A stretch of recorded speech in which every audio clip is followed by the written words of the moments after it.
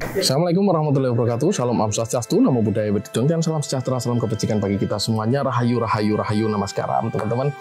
Kembali lagi sama saya, Mas Aldi RK. Ya, saya trainernya RK Mas Yunus, teman-teman.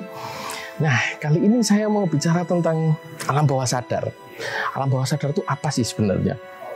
Ya, Tuhan itu menciptakan alam sadar dan alam bawah sadar. Sebenarnya alam bawah sadar itu pikiran yang tidak sepenuhnya kita sadari, teman-teman, tapi mempengaruhi pikiran, mempengaruhi perasaan, mempengaruhi tindakan, bahkan teman-teman yang orang tidak sadari adalah mempengaruhi nasib. Nasib kita itu dipengaruhi oleh alam bawah sadar kita, gitu. Nah, program-program yang ditanamkan oleh orang tua kita, oleh lingkungan kita, sekolah dan yang lain-lain itu mempengaruhi nasib kita tanpa kita sadari, tanpa kita ketahui. Ya, namanya aja alam bawah sadar, teman-teman, ya. Nah, jadi alam bawah sadar itu harus kita reprogramming sesuai keinginan-keinginan kita. Program-program yang kita inginkan itu bisa dimasukkan ke alam bawah sadar dan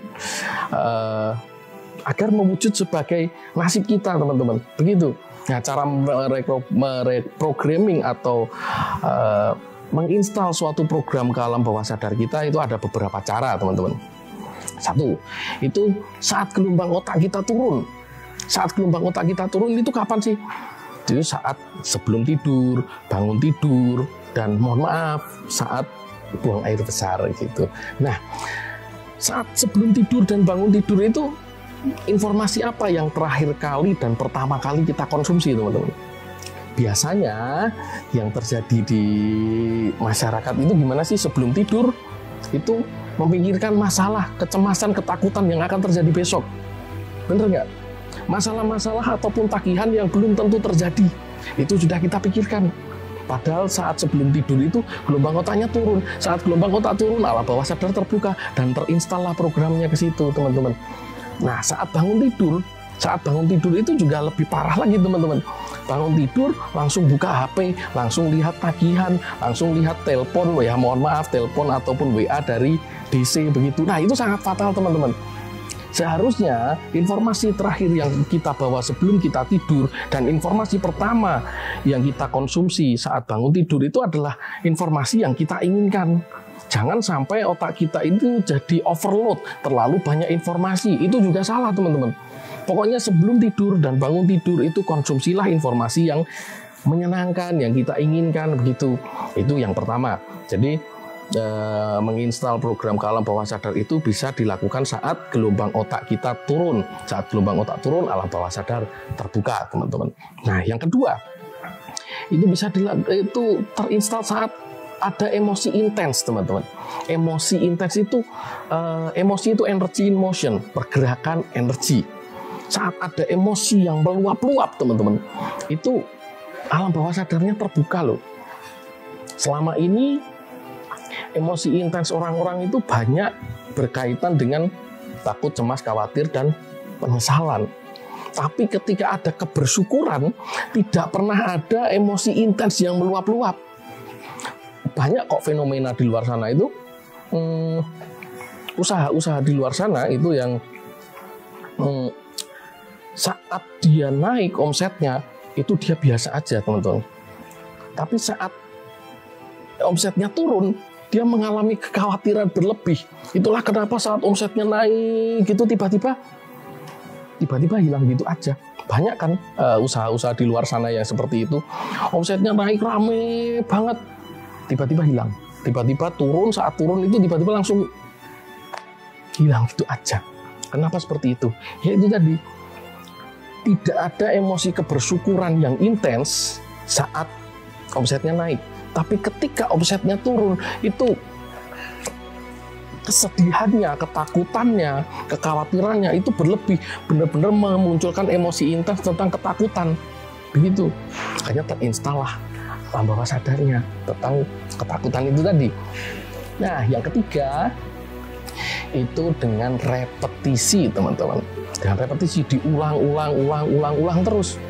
Maka hal yang diulang terus itu akan menjadi kenyataan, teman-teman. Misalnya anak kecil yang dibilangin sama orang tuanya itu selalu kamu itu nakal, kamu itu begini, kamu itu ya kata-kata itu saat diulang-ulang terus masuk ke alam bawah sadar, itu namanya teknik repetisi teman-teman.